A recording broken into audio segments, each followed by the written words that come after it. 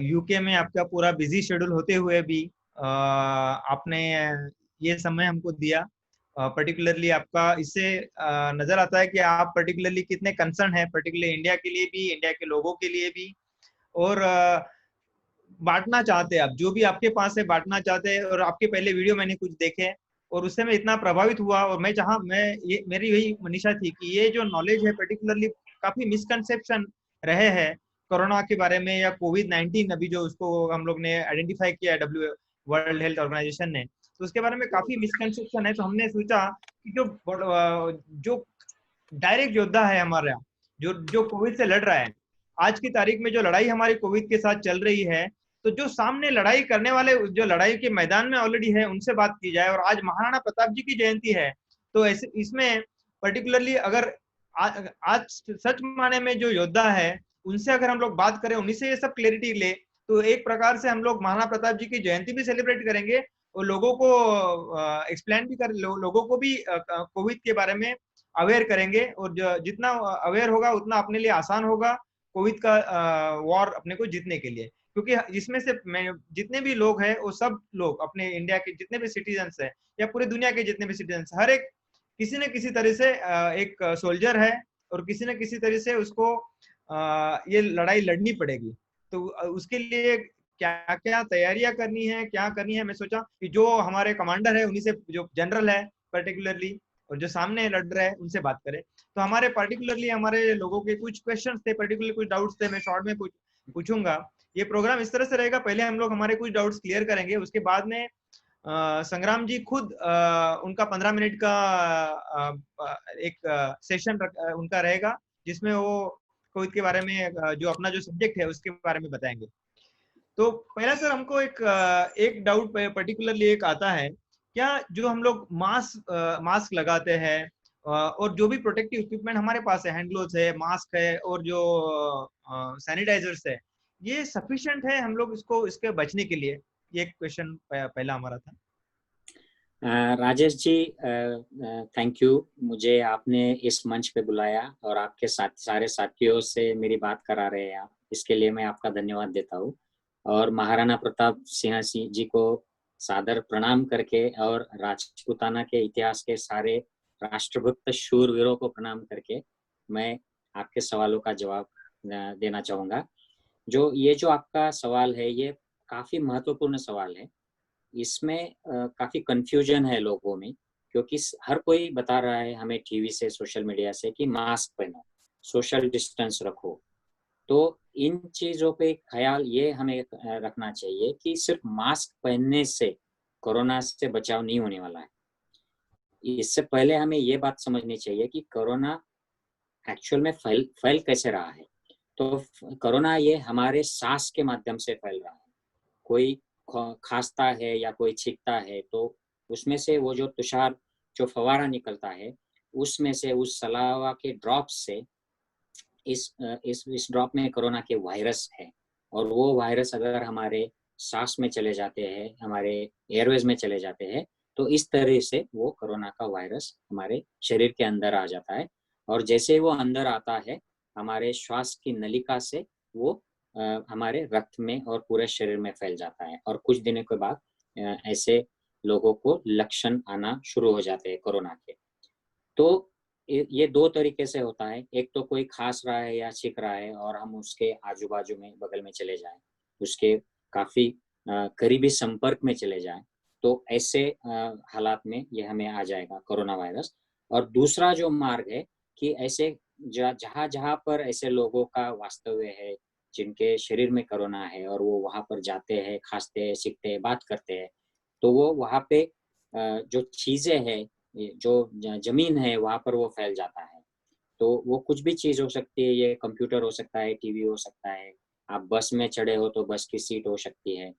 तो ऐसी चीज़ें अगर हम उनको हाथ से अगर स्पर्श करें, और वो हाथ हमारे चेहरे के आसपास आए, हम उसको मुंह में डालें, या कुछ लोगों को आदत होती है नाक में उंगली दबाने की, या आँखों को साफ करते रहते हैं लोग, तो इस तरीके से वो आता है। तो मास्क, ये वायरस ज़्यादा से ज़्यादा ना फैले इसलिए ज़रूरी है। तो जिसके, अगर वो आपके शरीर में वायरस है, आप मास्क लगाएंगे तो वो दूसरे लोगों को, समाज को नहीं जा पाएगा, कम से कम जाएगा, तो दूसरों की सुरक्षा होगी। और अगर आपके सामने कोई छींकता है, खांसता है और आपने मास्क पहन रखा है तो आपका बचाव होगा। लेकिन उससे भी ज़्यादा ज़रूरी है हाथ की हाइजीन, हाथ की स्वच्छता। उसको, हाथ को बार-बार 1-1 घंटे में धोते रहे। अगर आपने गलती से उसको चेहरे से लगा लिया या कहीं स्पर्श कर दिया, तो हाथ धोना बहुत ज़रूरी है। और उसके लिए सैनिटाइज़र हो या साबुन हो, यह 20 सेकंड के लिए हमें हाथ धोना ज़रूरी है। तो यह स्वच्छता सबसे ज़रूरी है। Thank you very much doctor.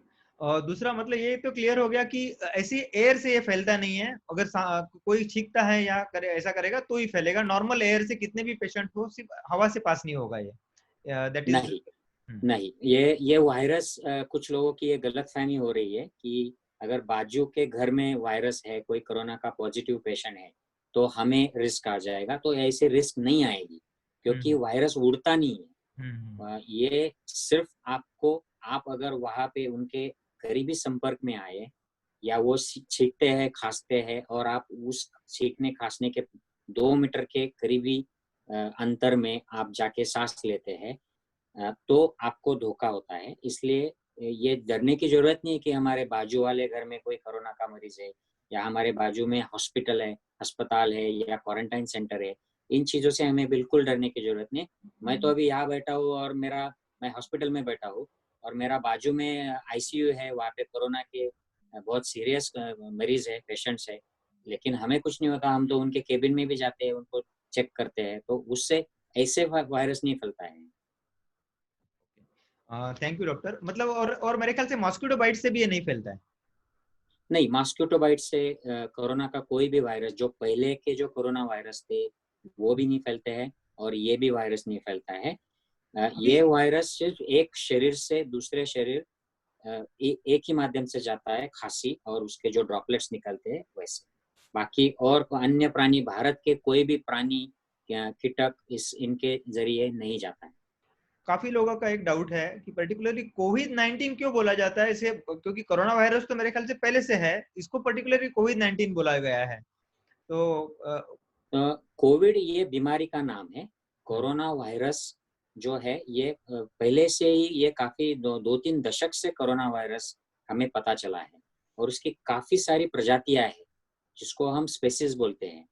और पहले ये ज्यादातर प्राणियों में होता है। ये हमें ह्यूमन बीइंग्स में, मनुष्य को सिर्फ कभी-कभी इन्फेक्शन करता है। इसकी सिर्फ 7 प्रजातियां ह्यूमन इन्फेक्शन करती है और उसमें से सिर्फ 2 या 3 प्रजातियां जो है वो ज्यादा सीरियस, गंभीर इन्फेक्शन करती है, जैसे सार्स हुआ था या मेर्स करके, वो सऊदी अरेबिया और अरब राष्ट्रों में हुआ था। और अभी ये सार्स कोव 2 वायरस आया है। तो ये वायरस का नाम जो है ये कोरोना वायरस है और इसको कोरोना नोवल वायरस बोलते हैं। और कोविड 19 का मतलब ये है कि ये 2019 में हमें पता चला, इसलिए उसको 19 बोलते हैं। और कोविड का मतलब कोरोना वायरस से जो डिसीज होता है उसका कोविड, ऐसा ये शॉर्ट फॉर्म है। और सर अभी एक्चुअली काफी लोगों में पर्टिकुलरली डर रहता है, पर्टिकुलरली सब्जी लेने के लिए जाते हैं, बाहर जाते हैं, क्योंकि बाहर तो जाना पड़ता है, सब्जी तो लानी पड़ती है। तो सब्जियां लेने से भी मतलब उससे भी चांसेस है कि वायरस फैले, तो क्या प्रिकॉशन लेना चाहिए? अगर सब्जी हम लोग खरीदते हैं तो उस समय वो सब्जी लाने के बाद कुछ टाइम उसको रखना चाहिए या उसको धोना चाहिए? व्हाट इज, और पर्टिकुलर और कौन सी ऐसी सब्जी है जो खाने से बेनिफिट होगा पर्टिकुलरली अपने को, या फ्रूट्स कौन से खाने से बेनिफिट हो सकता है? राजेश जी, ये जो बात है सब्जियां खरीदने की, कौन सी सब्जी खाना है या कौन से फल खाने हैं, और वो खाने हैं या नहीं खाने हैं, क्योंकि लोगों में ये डर फैला है कि ये सब्जियां अगर हम खाते हैं और बेचने वाला या और में बीच में अगर कोई जो लोग वो सब्जियों को हाथ लगाते हैं, उनको हैंडल करते हैं फलों को, तो उनके जरिए हमें इन सब्जियों के खाने से कोरोना होगा क्या। तो सबसे पहले मैं आपके सारे दर्शकों को और साथी लोगों को ये क्लियर कर देना चाहता हूँ कि कोरोना वायरस सिर्फ और सिर्फ सांस के माध्यम से ही आपको प्रभावित करेगा। खाने से, फल के या पानी के या दूध पीने से थोड़ा रिस्क हो सकता है, लेकिन भारत के जो प्राणी है उनके दूध से नहीं होता है रिस्क। तो कोई भी फल सब्जी आप साफ सुथरे अगर रखिए, उसको स्वच्छता कर, उसको साफ करे, धो ले अच्छे पानी से, ड्राई करे और उसको अच्छा पका के बॉईल करके गर्म करके खाए, तो उससे कोरोना की कोई भी रिस्क नहीं है। यह जागतिक स्वास्थ्य संगठन जो है WHO, उन्होंने काफी स्पष्ट स्पष्ट शब्दों में कहा है कि खाने की चीजों से कोरोना वायरस नहीं होता है। लेकिन आप अगर बाहर जाते हैं सब्जी खरीदने, तो आपके बाहर जाने से आपको कोरोना वायरस हो सकता है, क्योंकि आप वहाँ पे बाजार बाजार में जाओगे, वहाँ पे भीड़ होगी, आप सुपर स्टोर में जाओगे, वहाँ पे भीड़ होगी, आप कुछ चीज़ों को टच करोगे जहाँ पे लोगों ने जो जो पहले से कोरोना संक्रमित है उन लोगों ने शायद स्पर्श किया होगा, इस जरिए आपको कोरोना वायरस आपके शरीर में आएगा। और अगर आप कुछ चीज खरीद रहे हैं मार्केट से और उसको उसके पृष्ठभाग पर, उसके सरफेस पर अगर कोरोना वायरस का इन्फेक्शन है, आप उसको हाथ लगा रहे हैं और वो आप अपने चेहरे से उस हाथ को चेहरे से स्पर्श कर रहे हैं, तो उस तरीके से भी आपको वायरस हो सकता है। लेकिन वो सब्जी अगर आप साफ धो ले, उसको पका ले, वो फल अगर आप साफ अच्छे पानी से धो ले, तो आपको इसका कोई भी रिस्क होने का चांस नहीं है। ये साइंटिफिकली प्रूवन है। तो इसमें प्लीज कोई शंका न रखे। और कौन सी सब्जियां खानी है, कौन से फल खाने हैं, वेज नॉन वेज, ये सब आप पे निर्भर है। कुछ लोग जैसे कुछ सब्जी लोगों का कहना है कि बेसिकली संतरिया खाने से या पर्टिकुलरली नींबू लेने से पर्टिकुलरली से बेनिफिट होता है बिकॉज विटामिन सी का मात्रा उसमें ज्यादा है। तो इज इट हाँ, ट्रू? विटामिन सी हमारे इम्यूनिटी के लिए बहुत अच्छा है। विटामिन ई, ए, सारे विटामिन इम्यूनिटी सिस्टम के लिए लगते हैं। विटामिन डी भी लगता है, लेकिन विटामिन डी तो हमें बहुत सारा मिल जाता है इंडिया में। हम यहाँ पर अब वेस्टर्न कंट्रीज में हैं, तो हमें मेरे हॉस्पिटल ने मुझे स्पेसिफिकली बताया है, बोला है कि आप विटामिन डी की एक गोली हर हफ्ते लेना चाहिए, क्योंकि हमारी स्किन जो है इसको इस धूप में विटामिन डी पूरी मात्रा में नहीं मिल पाता है। और इंडियंस एशियंस को यहाँ पर कोरोना की संक्रमण ज़्यादा हो रही है, तो उन्होंने एक प्रिकॉशनरी करके हमको बोला है। लेकिन विटामिन डी इंडिया में लेने की ज़रूरत नहीं है, और खास करके जो जो लोग यंग है उनको तो बिल्कुल ज़रूरत नहीं है। और बाकी के जो विटामिन फलों से मिलते हैं, फल खाना यह सेहत के लिए बहुत अच्छी बात है। वेजिटेबल्स खाना, एग्स, फिश, नॉन वेज भी एक प्रमाणित मात्रा में आप ले रहे हैं, तो ये सब आहार के लिए आपके स्वास्थ्य के लिए अच्छे हैं। ठीक है, थैंक यू डॉक्टर। और दूसरा, एक तो पहले मैं एक बताऊं कि डॉक्टर पर्टिकुलरली ऑलरेडी संग्राम जी कोविड पेशेंट्स को ही ट्रीट कर रहे हैं। कोविड का आईसीयू में जो पेशेंट्स है उनको ट्रीट कर रहा है। तो he is master into Covid. उनको पर्टिकुलरली कोविड के पेशेंट्स का किस तरह से होता है, क्या होता है, किस तरह से हुआ है, पूरा जानकारी उनको है। सर दूसरा एक पर्टिकुलरली ऐसा भी काफी लोगों ने हमको ये पूछे थे, पर्टिकुलर जब हमने पूछा था कि हमारा ये है तो इंटरव्यू है डॉक्टर के साथ, तो उन्होंने बोला था कि क्या एनिमल से पास होने के कोई चांस है? कुछ लोगों को डर लगता है कि कुछ व्हाट्सएप में मैसेजेस है कि एनिमल से भी पास हो सकता है, पर्टिकुलरली डॉग अगर बार्किंग करता है तो उसके थ्रू भी पास हो सकता है। तो इज इट लाइक दैट, ऐसे कोई चांसेस है? नहीं नहीं, मैं अच्छा सवाल किया है आपने। शुरू में जैसे कोरोना वायरस चाइना में शुरू हुआ और वहाँ से जो खबरें आई कि ये प्राणियों से आया है, और प्राणियों की वजह से वो जो एनिमल मार्केट है वहाँ पर वुहान में एक बहुत बड़ा सी फूड मार्केट है, और वहाँ पर एक तरह की बिल्ली आती है जिसको स्केल्स होते हैं, उसको पैंगोलिन कहते हैं। इस बिल्ली से वह, उसका मांस खाने से वह मनुष्य में आया, ऐसा एक बताया जा रहा है। और कुछ लोगों का ये भी कहना है कि ये बैट्स जो होते हैं, जो हवा में उड़ते हैं रात रात के, उन बैट्स के थ्रू भी आया हो सकता है। लेकिन अब तक उसका फाइनल जो साइंटिफिक कंक्लूजन है वो आया नहीं है हमारे सामने।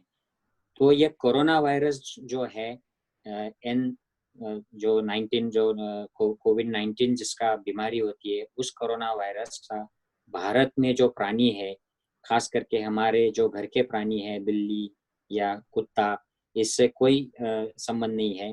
हमारे मटन, चिकन या फिश से भी ये पास नहीं होता है। और अगर घर में किसी को कोरोना वायरस का इन्फेक्शन भी है तो उनके घर के कुत्ते या बिल्ली उनमें कोरोना वायरस नहीं बच सकता है, क्योंकि उनकी इम्यूनिटी अलग होती है प्राणियों की। तो कुछ जो बीमारियां हमें होती है वो प्राणियों में नहीं हो पाती है, क्योंकि उनकी इम्यूनिटी अच्छी तरह से वायरस को इनएक्टिवेट कर देती है। तो ये अभी तक इसका कोई भी प्रमाण नहीं है, कोई एविडेंस नहीं है कि ये प्राणियों से खास करके जो डोमेस्टिक प्राणी है हमारे घर के, इनसे मनुष्य में आने का कोई रिस्क नहीं है। लेकिन एक बात की सावधानी हमें बरतनी चाहिए कि अगर कोई खांसता है, छींकता है, और वो खांसते समय, छींकते समय अगर ये हमारे घर के प्राणी हमारे सामने आते हैं तो उनके शरीर पर ये जो ड्रॉपलेट्स आएंगे वो हमें साफ करने चाहिए, क्योंकि अगर उसको किसी दूसरे का हाथ लगता है और वो अपने चेहरे को हाथ लगाते हैं तो उससे नुकसान हो सकता है। लेकिन प्राणी के खांसने या बार्किंग करने से ये पास ऑन नहीं होगा। Thank you doctor. और एक्चुअली अभी तक हम लोग खाने के ऊपर ही है पर्टिकुलरली। अभी ऐसे मौसम में पर्टिकुलरली जो कोरोना का है तो लोगों का पर्टिकुलर कहना है कि आइसक्रीम, ठंडे आइटम जो है, कोल्ड ड्रिंक्स है, कर्ड है, जैसे बाद में सौर है, जैसे कि हम लोग क्या बोलते हैं, सौर आइटम्स लाइक पिकल, इस तरह के आइटम खाने से कफ या कोल्ड या इस तरह इस वायरस को बढ़ावा मिलने का या उसके चांसेस है, ऐसे कुछ ज्यादा है या इसको उनको अवॉइड करना चाहिए इस पीरियड में? नहीं, इसका राजेश जी कोई संबंध नहीं है, क्योंकि ये काफी सारी गलतफहमियां इस बारे में हमारे देश में अस्तित्व में है।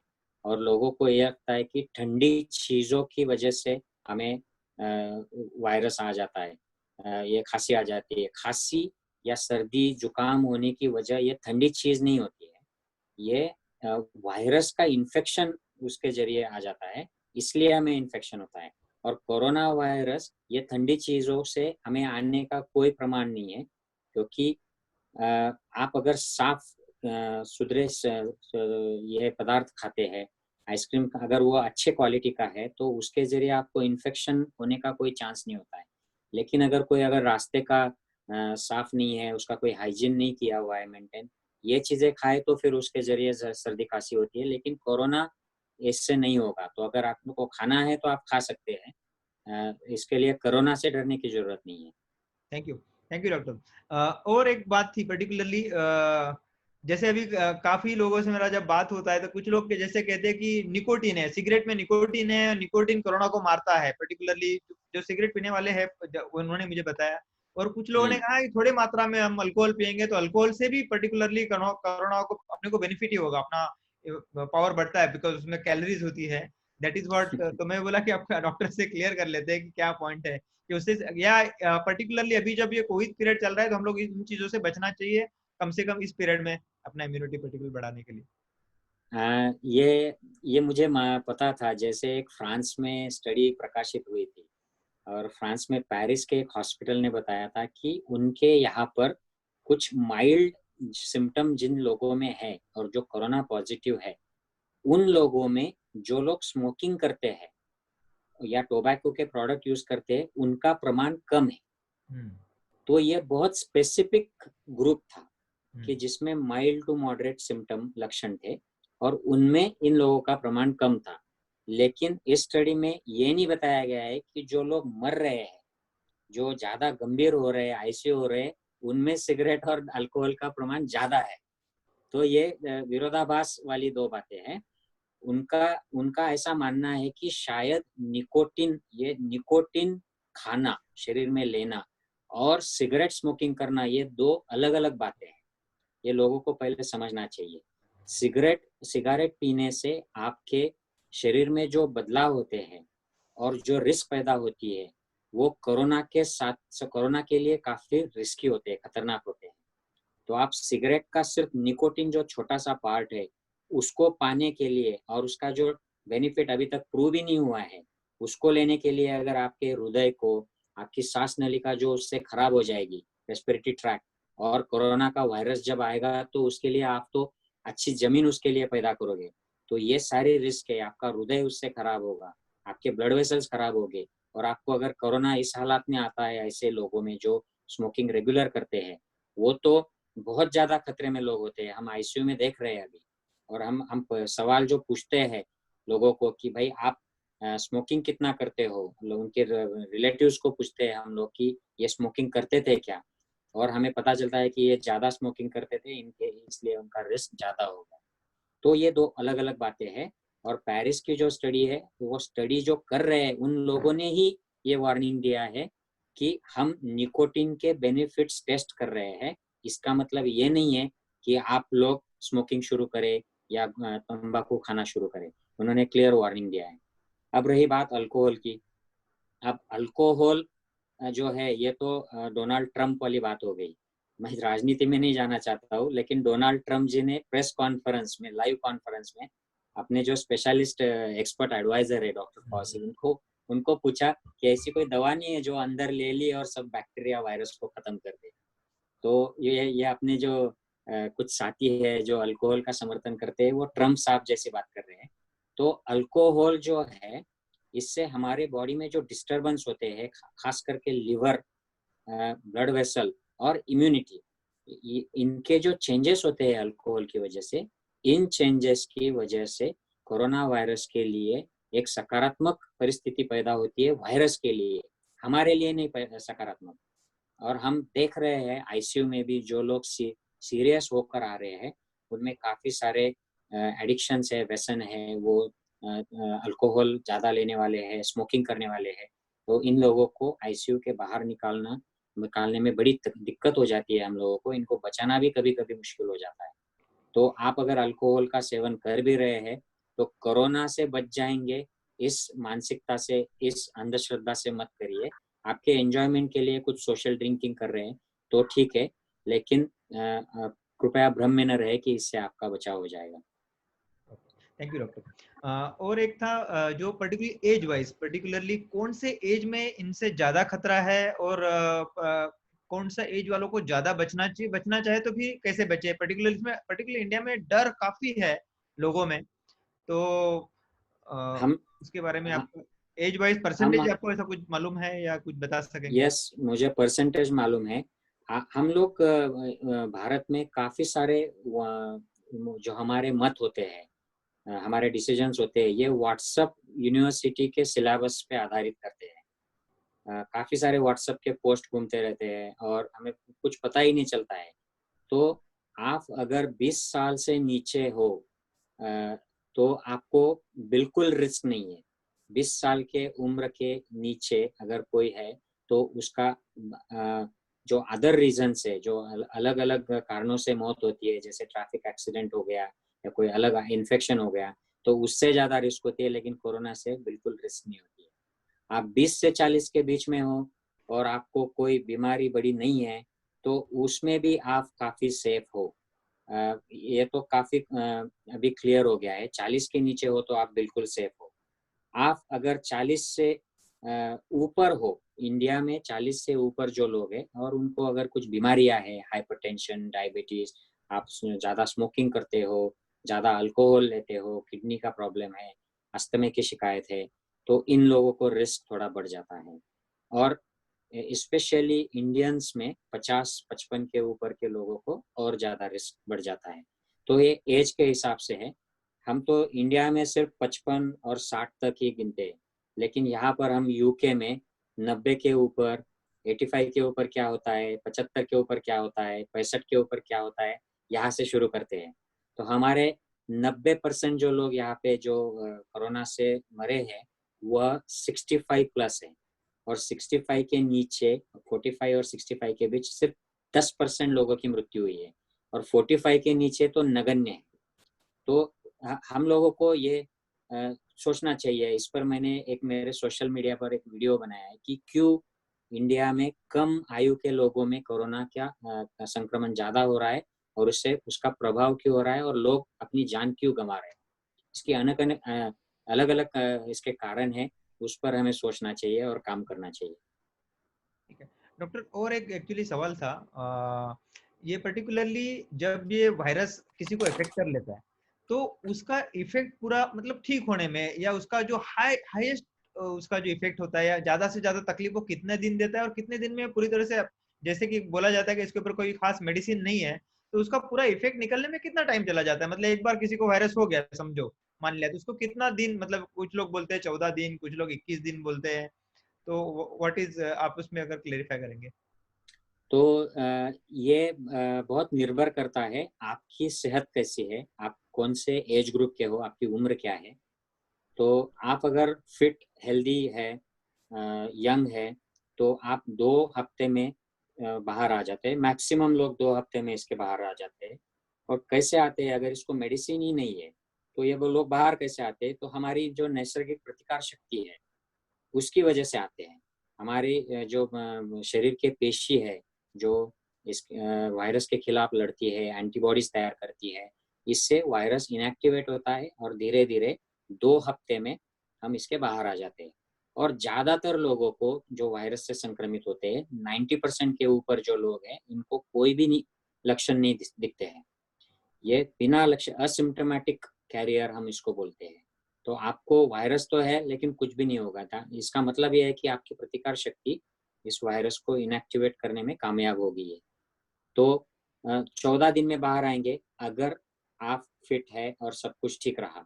अगर वायरस ज़्यादा असर करता है और आपकी प्रतिकार शक्ति फेल हो जाती है तो इसको ज़्यादा दिन लगते हैं। कुछ लोगों को हमको आईसीयू में रिकवर करने के लिए 2-2, 3-3 महीने तक भी लगे हैं।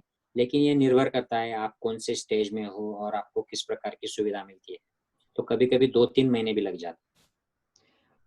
तो क्या इसके पीछे ऐसा भी कुछ रीजन है कि ये वायरस अलग अलग टाइप के हैं? कुछ लोगों, क्योंकि कुछ लोगों को बिल्कुल तकलीफ नहीं होती है, कुछ लोगों को बहुत ज्यादा तकलीफ होती है, कुछ ऐसे भी एग्जांपल्स लोगों में आए हैं कि जो यंग है लेकिन उनको पर्टिकुलरली इफेक्ट हुआ, पर्टिकुलर अमेरिका में पर्टिकुलरली ऐसे सुनने में आया, मतलब हमको, हमने भी नेचुरली सोशल मीडिया में ही ये पढ़ा है कि वो यंग है, फिट था, उसके बावजूद भी वैसा वैसा हुआ। तो उसमें पर्टिकुलर वायरस में कुछ टाइप्स है, कुछ 5 6 7 ऐसे कुछ टाइप्स है, या एक ही टाइप ये का वायरस है?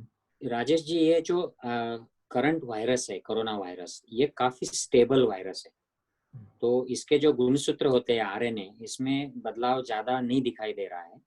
तो अ, थोड़ा डॉक्टर लोगों में और साइंटिस्ट लोगों में ये हम लोगों को डाउट था कि कहीं ये वायरस अलग-अलग तो नहीं है अलग देशों में, लेकिन हमें कुछ ऐसे ज़्यादा उसके प्रमाण नहीं मिले हैं।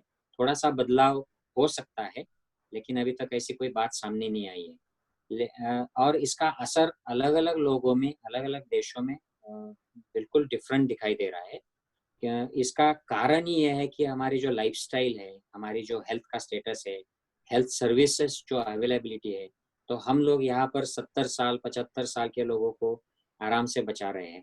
वही अगर इंडिया में कोई पेशेंट चला जाए हमारे अस्पतालों में, तो वहाँ पर 60-65 का पेशेंट भी बचाना मुश्किल हो जाता है। तो ये कौन-सी फैसिलिटी वहाँ पे अवेलेबल है, इस पर भी निर्भर करता है।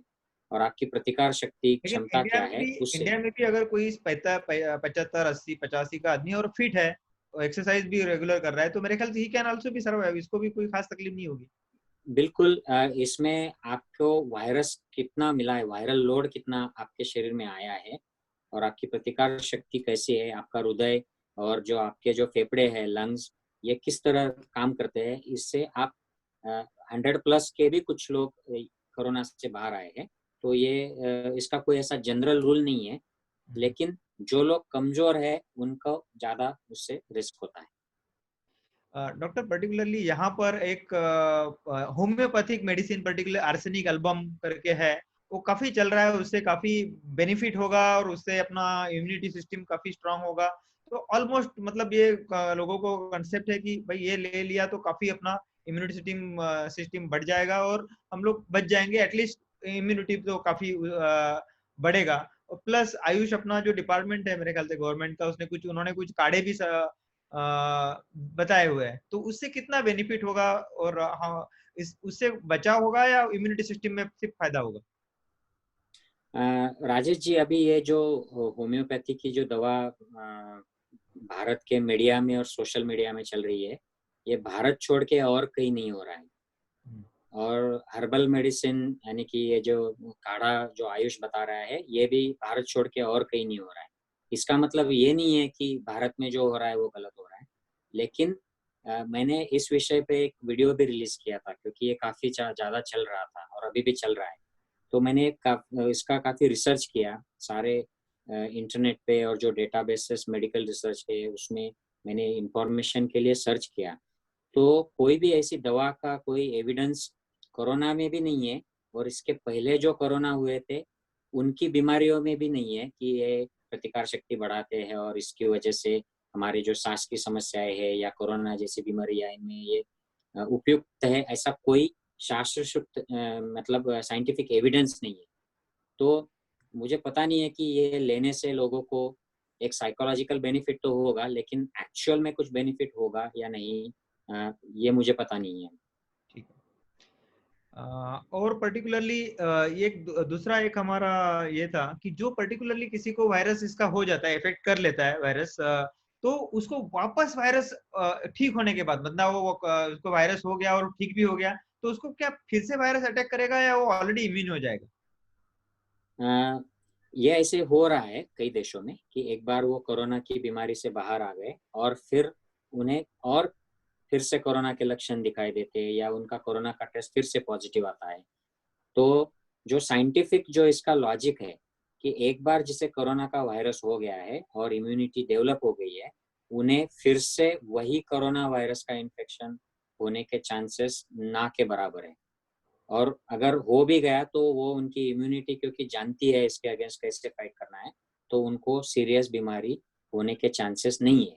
तो अब और अगर ऐसे हालात में किसी को लक्षण दिखाई देते हैं और उनको लगता है कि ये कोरोना है क्या, तो ये कोरोना छोड़ के जो बाकी वायरस होते हैं जुकाम के, सर्दी के, उसकी वजह से होने के ज़्यादा चांसेस है। कोरोना से होना लगभग ना के बराबर।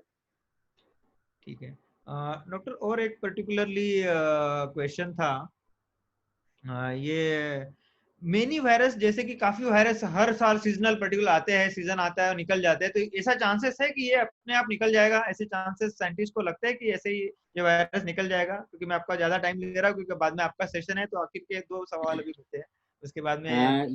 ये सवाल मुझे 2-2.5 महीने से लोग पूछ रहे हैं, और ये जो विश्व स्वास्थ्य संगठन है उसने पहले ही क्लियर किया है कि ये वायरस ऐसे सीजनल नहीं है, ये काफी स्टेबल वायरस है।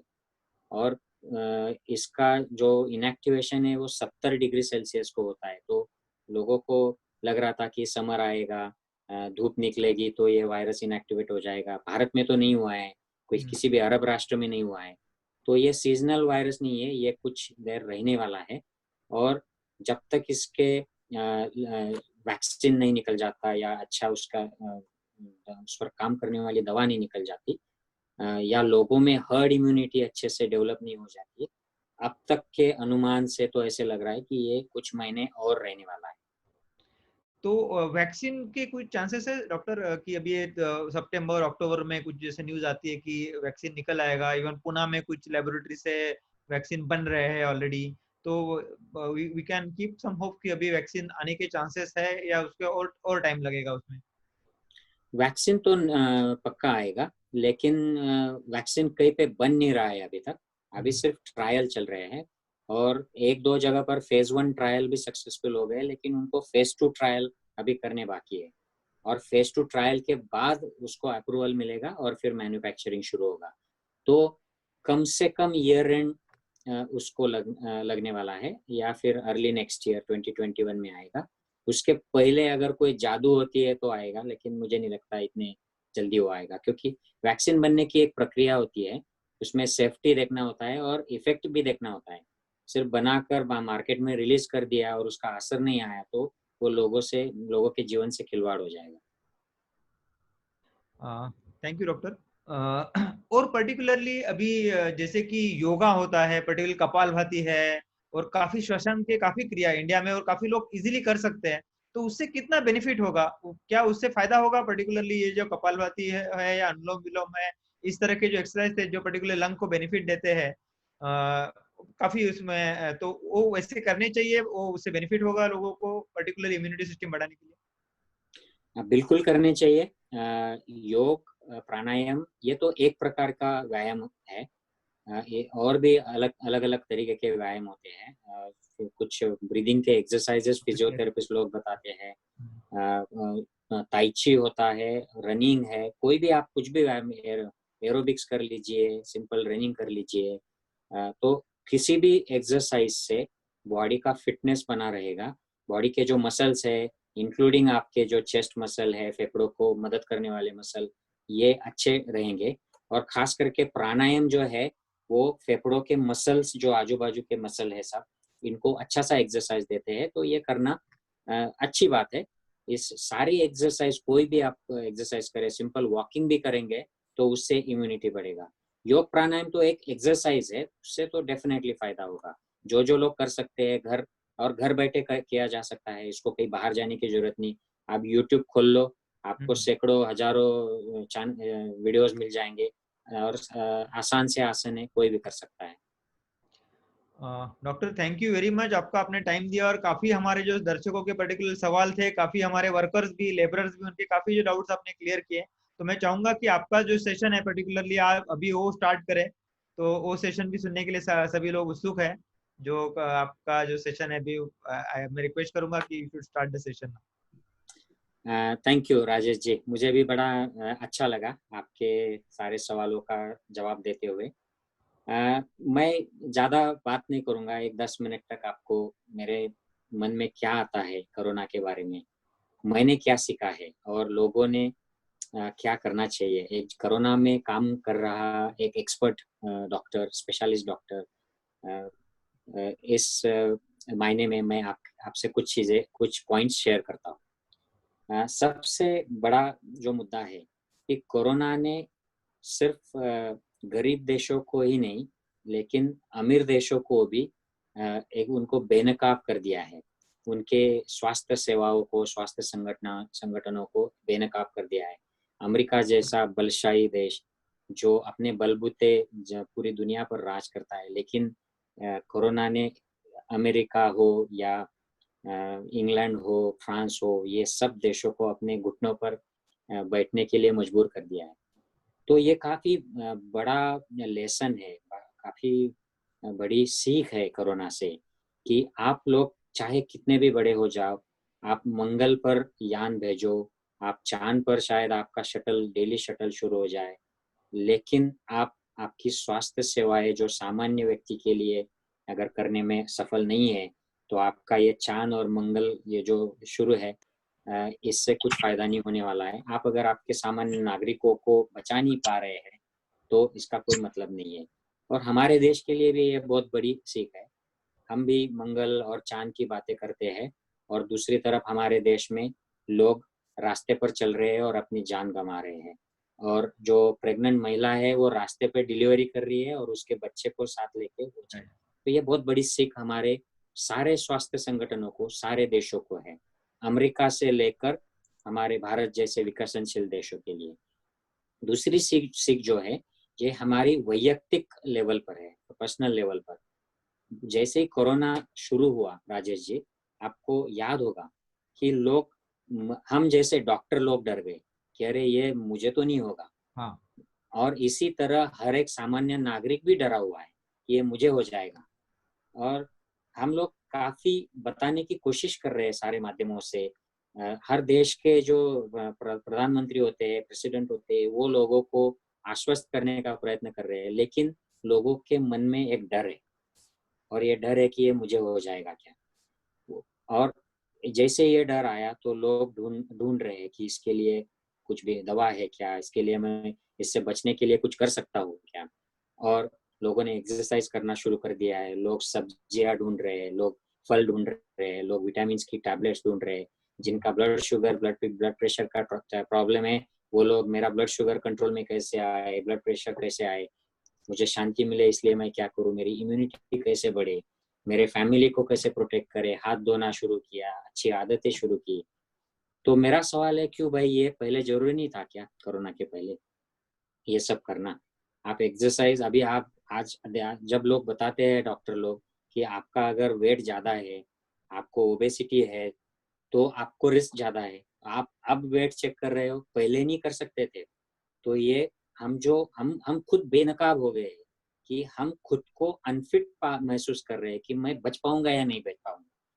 मुझे नहीं लगता कि ये ऐसा जो प्रसंग होता है ये बार बार किसी के जीवन में आता है। ये 100 साल में शायद जब जागतिक ये महायुद्ध हुए तब लोगों ने ये डर महसूस किया होगा कि अरे हम मर सकते हैं। प्लेग के समय महसूस किया होगा और अब कोरोना में लोगों को लगा है। तो ये हम भी बेनकाब हो गए, हमारी आंखें खुल गई है और हर एक ने ये एक लेसन, एक सीख की तरह लेना चाहिए कि हमें क्या करना चाहिए। और दूसरा जो मुद्दा है, मैं ज़्यादा मुद्दे नहीं लूँगा, लेकिन ये मुद्दा जो है कि हम मनुष्य ने जो निसर्ग पर जो अत्याचार और अतिक्रमण किया है, ये भी हमें साफ-साफ अब दिखाई दे रहा है। हम अब आकाश में देखते हैं, स्पेशली हम यहाँ पे वेस्टर्न कंट्रीज में रहते हैं, पश्चिमी राष्ट्रों में। आकाश में देखते हैं तो हमें एकदम साफ आकाश दिखाई देता है। इतना साफ साफ आकाश 20 साल में मैंने कभी नहीं देखा था। लंदन में आप जाओ तो ऐसे सफ़ेद लाइनें जो रहती है विमान की, उनके इंजन का जो धुआं निकलता है, उससे फॉग निकलता है, उसकी दिखाई देती है। अब कुछ नहीं दिखाई देता है। हमारी धरती के आजू बाजू का वातावरण साफ हो गया है। उसका ओजोन का जो एक कवच होता है वो अच्छा रीएस्टैब्लिश हो रहा है और हमें अब तारे चांद ज़्यादा क्लियर दिखना शुरू हो गए। जालंधर से हिमालय की अब पर्वत शिखर हम देख पा रहे हैं। जिस गंगा नदी को साफ करने का वादा हमारे प्रिय प्रधानमंत्री जी ने किया था और 5 साल तक कर नहीं पाए थे, अब तो 6 साल हो गए, उसको सिर्फ एक ही चीज ने कर दिया कि इस मनुष्य के हाथ से जो डैमेज हो रहा है, इससे गंगा को बचाओ। तो गंगा आप साफ नहीं कर पाओगे, आप एक काम करो, इसको गंदा करना बंद करो। ये सीख कोरोना वायरस ने हमें भारतीयों को ही नहीं दी है, ये पूरे दुनिया को ये सीख मिल गई है। अब यहाँ पे वेस्टर्न कंट्रीज में जो कैनाल्स होते हैं, जो समुद्र को लग के होते हैं कनेक्टेड, उनमें मछलियाँ, उनमें डॉल्फिन्स आना शुरू हो गए हैं। मैंने देखा कि हमारे भारत के कुछ शहरों में जो जंगल, जिसके बाहर जंगल है, वहाँ पर हाथी रास्तों पर घूम रहे हैं, हिरन आ गए। तो ये सब हमारा अतिक्रमण था। हमने उनके गांवों में अतिक्रमण कर दिया, उनके भागों में अतिक्रमण, उसके प्रभागों में अतिक्रमण कर दिया। तो ये अतिक्रमण अगर रुक जाता है तो काफी सारी समस्याएं पृथ्वी पर कम हो जाएंगी और जीवन और सुंदर और सुलभ हो जाएगा। और 2 मुद्दे लूंगा कि हम मैं विपश्यना करता हूँ। मुझे पता है कि आपने भी विपश्यना की हुई है और मैं काफी सारा स्पिरिचुअल मटेरियल जो पढ़ता रहता हूँ। मैं विवेकानंद जी को पढ़ता हूँ, मैं भगवत गीता, बाइबल, कुरान भी मैंने पढ़ा हुआ है काफी हद तक। भगवान बुद्ध को भी विपश्यना के जरिए मैंने जाना है।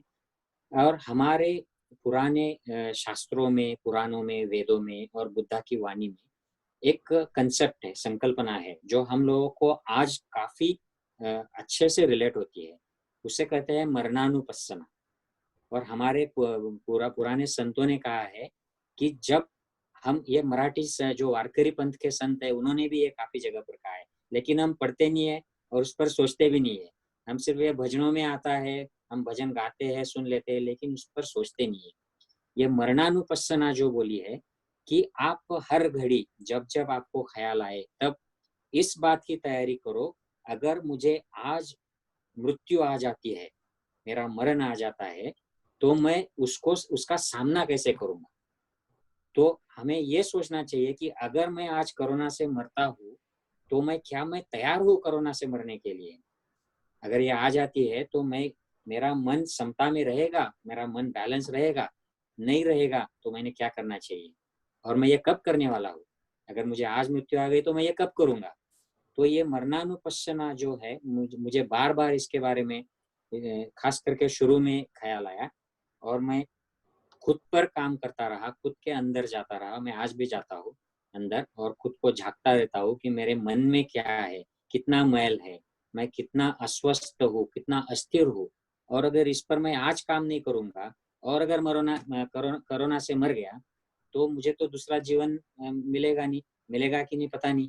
तो इस बात को हर एक आदमी ने ध्यान में रखना चाहिए कि भाई आप किस चीज के लिए राह देख रहे हो। आप रिटायर होने के बाद अच्छे साधना करोगे या व्यायाम करोगे या कुछ अच्छी आदतें लगाओगे या आप 70 साल के बाद करोगे, तो ये राह देखने से अच्छा है आप अभी से, आज से शुरू करो, अच्छी आदतें करो, तब ताकि आपका मन सुधरे, आपका शरीर सुधरे। तो इस बात का मुझे काफ़ी ख्याल आया, इसलिए मैं सोचा मैं आपके लोगों से शेयर करूं। और एक बात, आखिरी बात है, और इसके बाद मैं रुकूंगा। तो कोरोना ने सबको अस्पृश्य बना दिया राजेश जी, हम सब अस्पृश्य हो गए। और इसके पीछे जो भारत में जो सबसे बड़ा हमको शाप लगा है, हम लोग आज भी अस्पृश्यता का पालन हम सोशल मीडिया में देख रहे हैं, कुछ चीज़ों में होता है। काफ़ी हद तक हम इससे बाहर निकल आए हैं। मैं ये जनरल नहीं बोलूँगा कि सब लोग ये कास्टिज़्म करते हैं या सांप्रदायिक होते हैं। काफ़ी हद तक हम इससे बाहर आ गए हैं, लेकिन कुछ लोग अभी भी वही अटके हैं। कोरोना के बहाने अब हमको ये पता चल गया कि ऋषि कपूर साहब वो गुजर गए, लेकिन उनके अंत्य संस्कार में हम उंगलियों पे गिन सकते हैं इतने लोग पहुंचे। लोगों ने ट्विटर पर श्रद्धांजलि दे दी, मुंबई में होकर भी लोग वहां पर गए नहीं। इरफान खान साहब गए, उनको जमीन में जब वो नीचे डाला जा रहा था तो उनके आजू बाजू में 4-5 लोग भी नहीं थे। तो ये अस्पृश्यता हमारे समाज में आ गई, हम एक दूसरे के पास भी नहीं बैठ सकते, सोशल डिस्टेंसिंग आ गया है। और मैं ये सोचता हूँ कि ये अस्पृश्यता हमारे देश में, हमारे समाज में, मेरे संप्रदाय में कहाँ से आ गई थी? क्योंकि मेरे पुरखों की जमीन तो मेरे पुरखे तो राजस्थान से थे, उसके पहले और कई हो गए। हमारे भारत, पूरा भारत तो बाहर से आया है, हम सबकी जननी अफ्रीका है, ऐसा बोलते हैं साइंस में। लेकिन राजस्थान मेरे पुरखों की जमीन थी, राजपूताना में रहे, उसके बाद गुजरात से होकर खानदेश में आए। तो ये अस्पृश्यता कहाँ से आ गई? पहले तो थी नहीं, इसका इतिहास हम भूल जाते हैं, फिर ये एक परंपरा बन जाती है, फिर हम लोग ये जातियों में बढ़ जाते हैं और ये धर्म का इसको अभिन्न अंग बना दिया जाता है। और फिर हम इसको एक कर्मकांड की तरह, कट्टरवाद की तरह पालन करना शुरू करते हैं और भूल जाते हैं कि ये कहाँ से आया था, क्यों आया था। तो आज की कोरोना की अस्पृश्यता से मुझे एक आशा लगती है कि हमें ये जागृति हो, हमारी आंखें खुले कि ये अस्पृश्यता जो आती है, इसकी ये जो परंपराएं, ये मान्यताएं आती है, ये ऐसे कुछ चीजों से आती है और हमें इन्हें छोड़ देना चाहिए। जैसे इनका काम खत्म हो, जैसे कोरोना का धोखा खत्म हो, हम ये सोशल डिस्टेंसिंग की अस्पृश्यता खत्म हो, तो मैं जब आपको नेक्स्ट टाइम मिलूंगा तो मैं आपको हक कर सकता हूँ, आपके गले मिल सकता हूँ। ये जो विश्व कुटुंब की जो हमारी संस्कृति की जो भावना है, ये जो दब गई है, ये हमें फिर से खोलना चाहिए और इससे बाहर आना चाहिए। और आखिरी बात बिफोर आई फिनिश, बहुत सारे लोग दुनिया में दान कर रहे हैं और हमारे पुराने धर्म ग्रंथों में, वेदों में, शास्त्रों में और बुद्धा की वाणी में, सब जगहों पर, बाइबल उठा लीजिए, आप कुरान ले लीजिए, दान का इतना महत्व बताया है। और खास करके भारतीय धर्म ग्रंथों में ये लिखा है कि अगर आप आपदा के समय, आपत्ति के समय अगर दान करते हैं तो इसका जो पुण्य मिलता है वो कई गुना अधिक होता है। और दान करने के लिए आपके बैंक का बैलेंस होना जरूरी नहीं होता है। आप दान श्रम का कर सकते हैं, आप किसी को समय दे सकते हैं, आप किसी को मदद कर सकते हैं, आपको किसी को रास्ता दिखा दे सकते हैं, किसी के भी काम आना, इस चीज की आज बहुत जरूरत है। किसी और के जो लिए हम अच्छा देख काम रहे कर हैं, सकते हैं। हाँ बिल्कुल, और हम जो देख रहे हैं काफी सारे जो लोग हैं, इंडस्ट्रियलिस्ट है, हमें इंडस्ट्रियलिस्ट होने की जरूरत नहीं है। ये तो हमें चांस दे दिया है, निसर्ग ने, प्रकृति ने, भगवान ने, अल्लाह ने चांस दिया है कि अरे करो, ये चांस का यूज करो, दान करो, लोगों को मदद करो। तो ये सब हमने करना चाहिए अब। और समय निकाल के किसी को अच्छी बातें बताना, किसी को सपोर्ट करना, उसको बस सहायता करना, ये चीज़ों की आज ज़रूरत है। और भारत में काफ़ी सारे लोग कर रहे हैं, लेकिन हमें ये काम बढ़ाना चाहिए। तो आई होप ये पॉइंट्स किसी को ज़्यादा एक विद्रोही ना लगे और मैं इसी पे समाप्त करता हूँ। सबको राणा प्रताप सिंह जी की जयंती की मैं शुभकामनाएं देता हूँ। और राजेश जी, आपको खास धन्यवाद, आपने ये अरेंज करके मुझे इस मंच पे बोलने का मौका दिया और आपके सारे साथियों से जुड़ने का मौका दिया। Thank you so much. संग्राम जी, थैंक यू वेरी मच। आपने बहुत अच्छी चीजें बताई, पर्टिकुलरली आपने ह्यूमैनिटी के बारे में बताया। ये कोई भी ऊंच नहीं है, कोई भी नीचे नहीं, मतलब हम लोगों ने देखा कि नीचे से नीचे तबके का आदमी को भी कोरोना हो सकता है, ऊपर से ऊपर जो प्रिंसेस राजा थे, लंदन के किंग को, प्राइम मिनिस्टर को, किसी को उसने छोड़ा नहीं। तो अस्पृश्यता किसको बना दिया और कौन अस्पृश्य, ये सब भेदभाव उन्होंने, धर्म को भी बदल दिया, धर्म का भेद नहीं रहा।